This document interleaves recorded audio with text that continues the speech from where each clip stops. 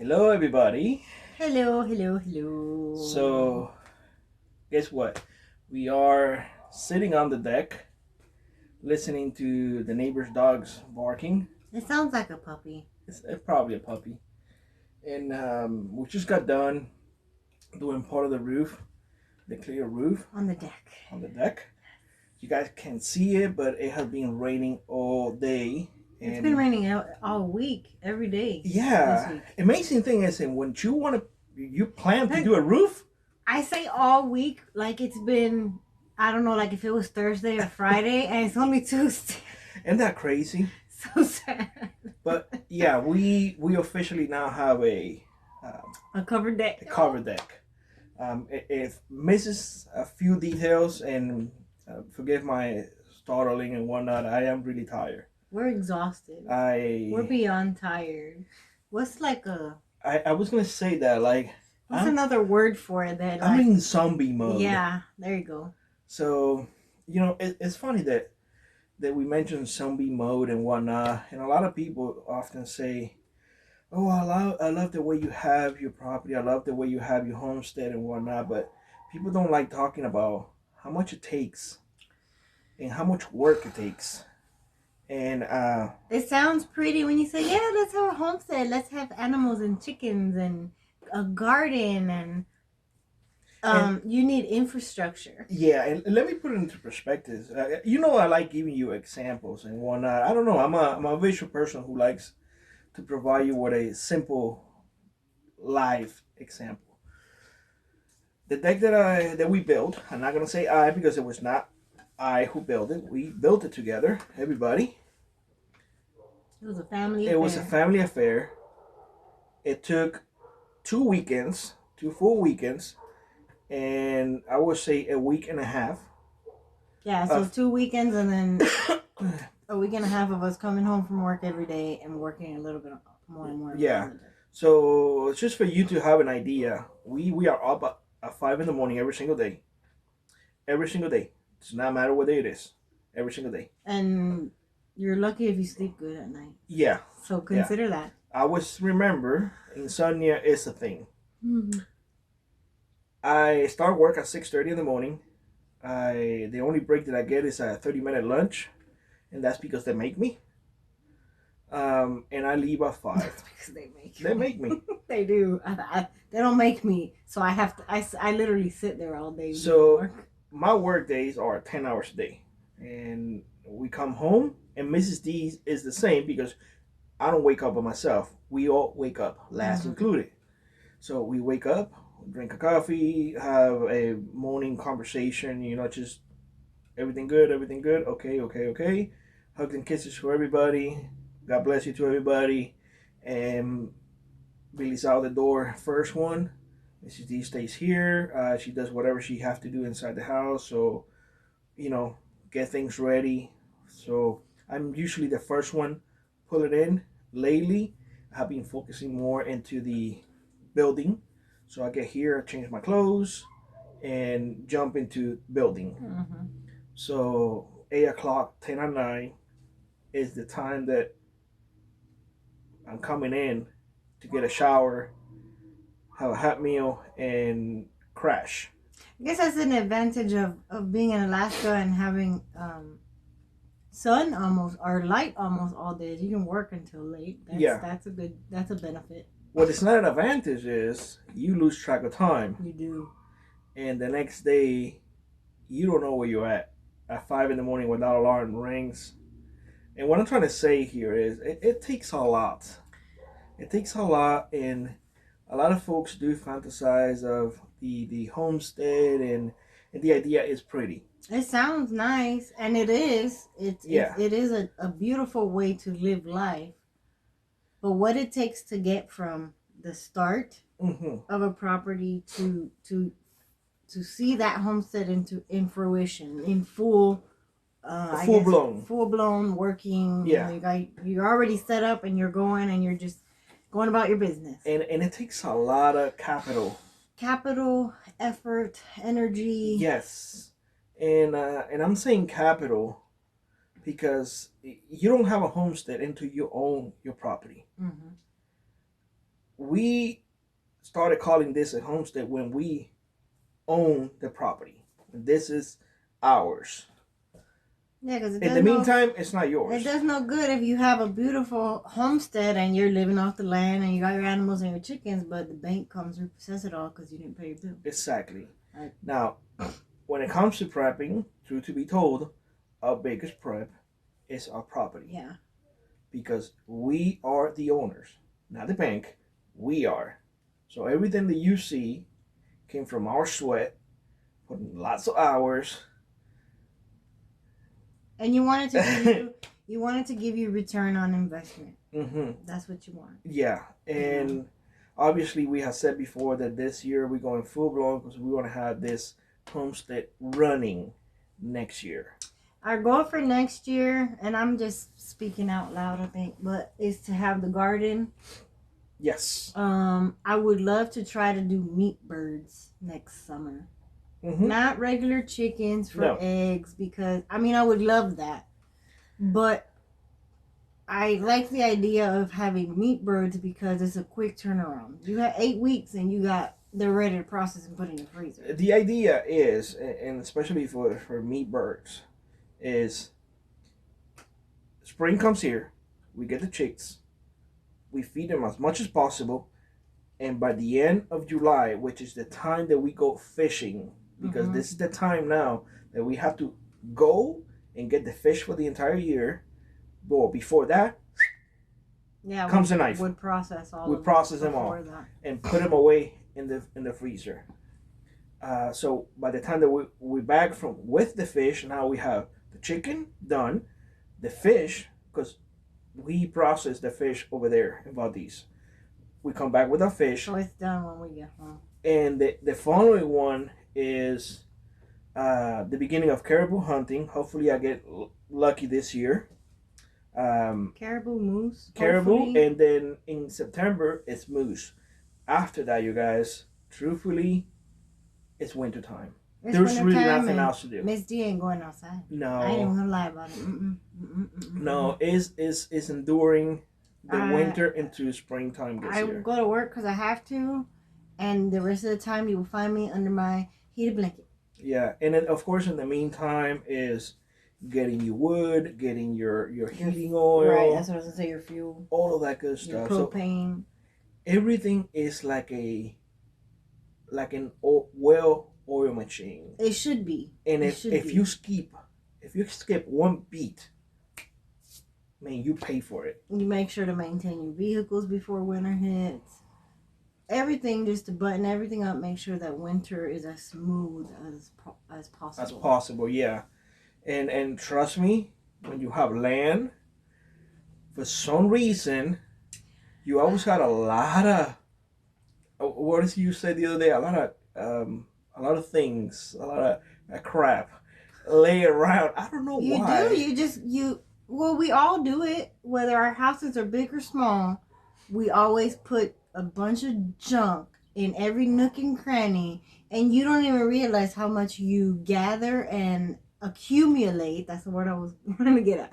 Accumulate until it's like 10 years later and you're having to clear it out and you're like, oh my Jesus. Clean quite a bit because, again, we getting that garden section done, and there was so much in there, and we were like, oh my God, a trailer full. Yeah, I said, look, Dad. I said, it's our first Alaskan trash run. And because we used to see, we see it all the time, right? People emptying their trash, but it's like trailers of trash, trailers full of trash. And that's this what was we our did. First trailer full of trash. And guess what?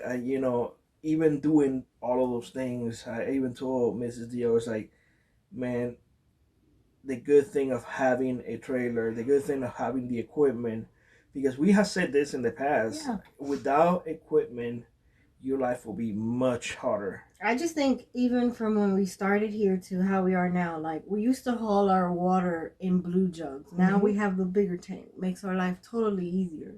We're able to fill our own tank for the house. The fuel, we have the bigger totes. So it's having the things that are gonna make your life easier. So in essence, what we're trying to say here, being prepared and being a homesteader doesn't happen overnight. No, it doesn't happen overnight. And don't compare your story to somebody else's story, because it might take you 10 years and it might have taken that other person 5. Yeah. You know, and they may make it look easy, but it's not. It's we're not going to sugarcoat things in here. We're going to tell you flat out. I'm not going to get big animals because they're a pain in the behind to deal with. And we want to get out. Like, the truth be told, we want, in summertime, all we want to do is be out on the road and go here and go there and really enjoy Alaska. So having big animals is going to tie you down to your property. Yeah. So we've made the conscious decision at this point to not do that. And obviously, if you do, if that's the way you want to do it, well, I mean, maybe other people will make it work and figure it out and have a way, but it just doesn't work for us. In my personal experience, dealing with large animals is they take a lot of work. Well, and they take a lot of resources. Yeah, too. More care, more resources. You know, it's funny. We were watching a video about that this morning. You did? We were before you left for work. They were talking about the grain and the. Oh yeah. But water. Take for example a horse. A lot of people love horses. I do.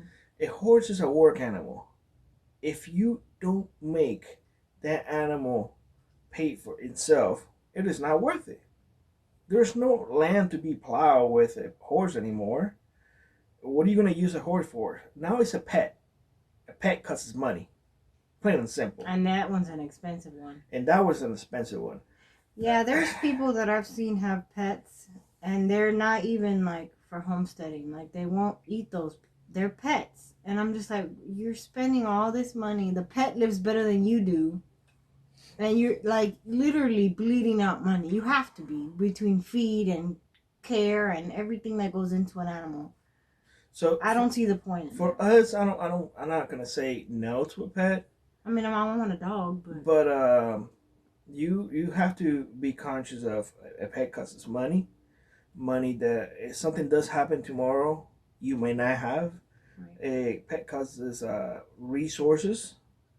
Are you willing to? What's the word I want to get at? Like, sacrifice for that. Yeah. Pet. Because you know it's part of your family, so you're talking about 10-15 year lifespan for a dog or a cat, or even longer for a large animal. A horse is way longer. So you know, keep in mind those type of things. Again, homestead is a really good idea. It is not for everybody. It's not. And I think a lot of people get caught up in the dream of it and the idea of it. And they go down that path.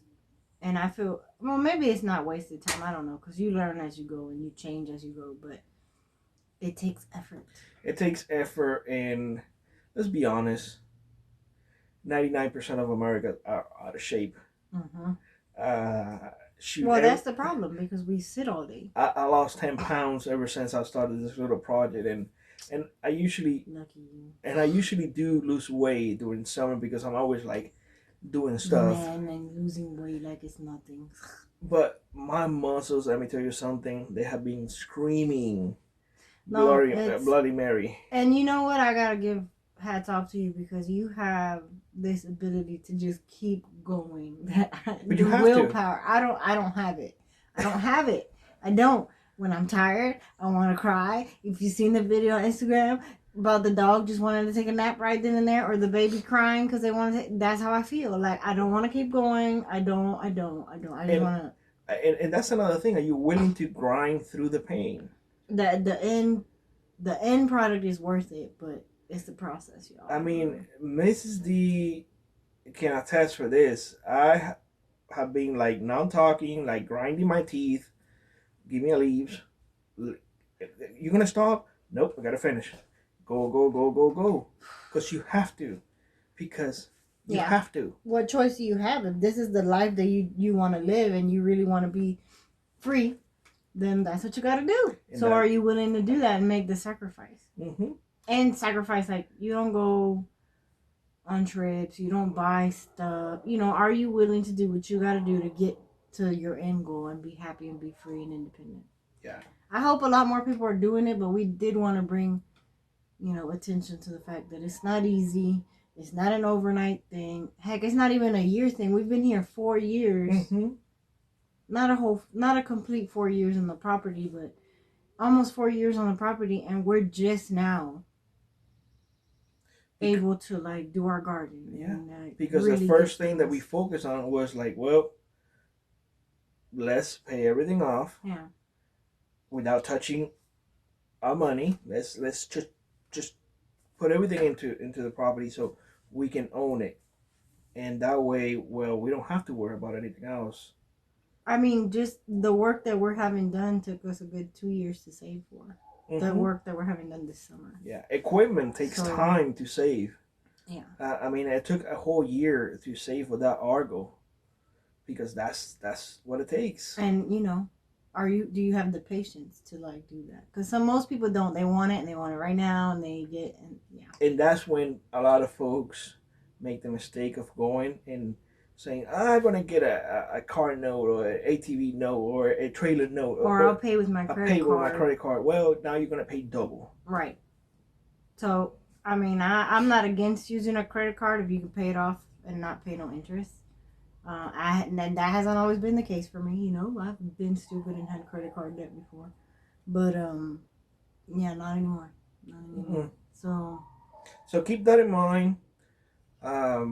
Be mindful. Do not compare yourself with others. Others have been doing it way longer, most likely. Or you're seeing them, they're doing it with, woo, oh, sorry. Man, you scared the crap out of me. sorry. Or you're seeing them, 7 years, 10 years down the line. Yeah. Like, they're already set. They already have their structure. Mm-hmm. So you can't be like, you can't get, and how do you say it? Desesperado? Desperate. Yeah, there you go. And let me end the video with something, and I don't want to discourage anybody. No, that's not what we're doing at all. Don't think about things only on the positive. See everything as well as the negative, because if you want to have chickens poop. If you want to have rabbits poop and pee. They stink. If you want to have animals, you have to deal with all of that. Yeah. So that's something that a lot of folks don't tell you, and they should show you the cute little goat running and doing this little things. And they're cute and they're funny. But they're nasty. So. Or pigs, the same, Pigs the same. Pigs are cute, but they bite you and they smell. Yeah. And they're gross. And they attack you. Yes, they do. Yes, they do. She knows. Do. And it's not fun. It's very scary. Yeah. And so is that something you want to deal with? And the last one, will you have the nerves to dispatch that animal when the time comes? That's a big one. I understand that I was born and raised doing those type of things. To me, it is normal. For you, who have never done it, it's gonna be weird. That's why I'm hesitant to have large animals, because I don't know what it'll be to raise the animal, get used to seeing it every day, mm-hmm. Taking care of it every day, and then, we gotta kill it because we gotta eat it. I want to eat Mr. Piggy, don't get me wrong. Mr. Piggy is delicious. But you might get attached to Mr. Piggy. But D will get attached to Mr. Piggy. So, you see what I mean? So, we just want to bring attention to you guys. We want to tell you those type of things so you guys will not make the mistakes that the others are doing or the others are thinking about doing without even realizing it. Right. And we're not saying that all we do is perfect. We make mistakes. Yeah. But we share those mistakes with you because you learn more from mistakes than from the perfect all the time. The perfect all We're the time. not perfect, and we don't want to pretend that we are. So no. It's been quite a journey. We are tired, and we're gonna go back inside, have a cup of coffee. Oh God, coffee. Take a shower, have supper, and pass out because tomorrow we gotta go back to the grind. So, with that being said, I got with rock on, and we shall see you on the next one. Guys. Bye-bye, everybody.